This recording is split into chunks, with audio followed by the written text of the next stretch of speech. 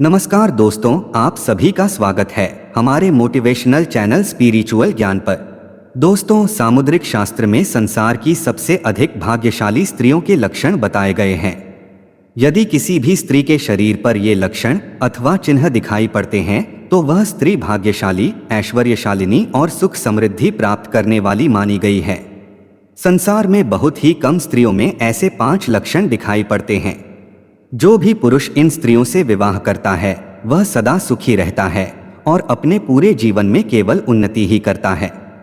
जिन स्त्रियों के शरीर पर यह चिन्ह प्रकट होते हैं वह अपने जीवन में बहुत अधिक धन अर्जित करती है और संसार में कीर्ति प्राप्त करती है।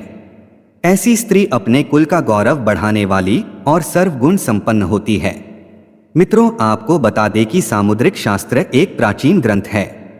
इसमें मनुष्य के शरीर के अंगों पर बने चिन्हों के विषय में महत्वपूर्ण जानकारी दी गई है।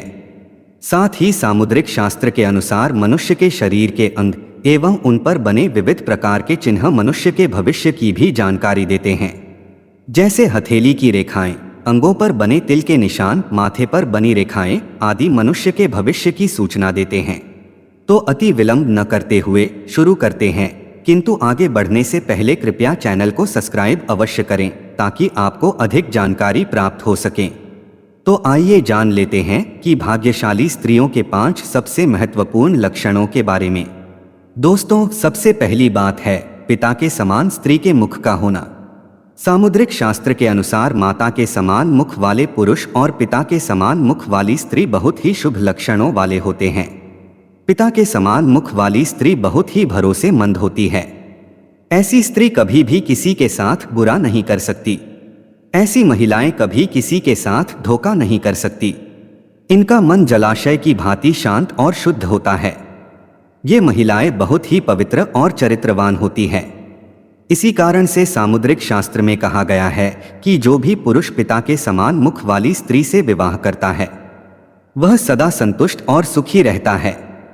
इन स्त्रियों को विवाह के लिए सर्वश्रेष्ठ माना गया है। दूसरा लक्षण है कि भौहों के मध्य में तिल का निशान। मित्रों, सामुद्रिक शास्त्र के अनुसार भौहों के मध्य में तिल का निशान होना अति सौभाग्य की निशानी है। ऐसी स्त्री ऐश्वर्यशालिनी होती है। इन्हें जीवन में हर प्रकार के सुख प्राप्त होते हैं। इन्हें जीवन भर धन की कमी नहीं होती है। वहीं गाल पर तिल वाली महिलाएं भी शुभ मानी गई है। साथ ही ठोड़ी पर तिल होना भी भाग्यशाली होने की निशानी है और नाक पर तिल होना स्त्रियों के धनवान होने का लक्षण है। ऐसी स्त्री को कभी गरीबी का मुंह नहीं देखना पड़ता है। उसे सभी प्रकार के ऐश्वर्यों की प्राप्ति होती है। तीसरा लक्षण है कि यदि किसी स्त्री के माथे पर 3 रेखाएं प्रकट होती है तो सामुद्रिक शास्त्र में उन्हें सौभाग्यशाली माना गया है।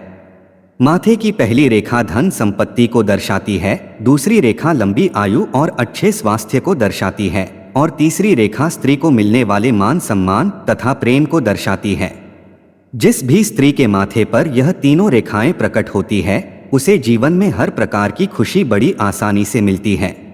लेकिन यदि माथे पर चौथी रेखा प्रकट होती है तो वह नीचे की तीनों रेखाओं के प्रभाव को नष्ट कर डालती है।